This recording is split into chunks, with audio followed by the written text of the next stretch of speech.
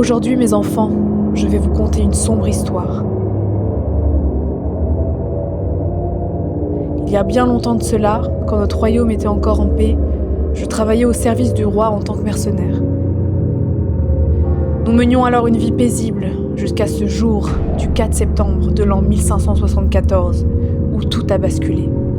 Ce jour-là, les habitants festoyaient pour l'anniversaire de notre bien-aimé souverain. Un grand banquet avait été préparé par les cuisiniers personnels du roi. Tout le peuple y était convié. Mais tout ne s'est pas passé comme prévu. Alors que toute la cour était accablée, un homme revêtu d'un uniforme de garde s'est précipité sur le roi et l'a sauvagement poignardé de plusieurs coups de couteau. Dans la pagaille générale qui s'en est suivie, je l'ai perdu de vue. Tout le monde était effrayé, la foule courait de partout. Impuissante, je me jetais au chevet du roi. J'ai tenté de le réanimer, mais il était déjà trop tard. Son âme avait quitté son corps. L'hémorragie était trop forte. Depuis ce jour-là, rien n'était plus pareil. N'ayant plus personne à sa tête, le royaume bascula dans les ténèbres.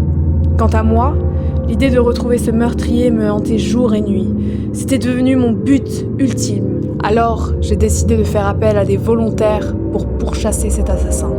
En octobre 1574, j'avais réussi à rallier plus de 200 personnes à ma cause. Après des mois de recherche, de nombreuses victimes de faim et de froid, et des centaines de kilomètres parcourus dans la boue et la neige, nous l'avons enfin retrouvé, à la frontière du royaume voisin. J'avais une furieuse envie de le torturer et de le tuer.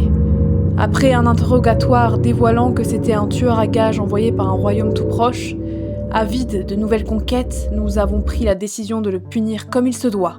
Après cet épisode funeste, le peuple décida de m'accorder sa confiance. C'est ainsi que je devins la première souveraine du royaume.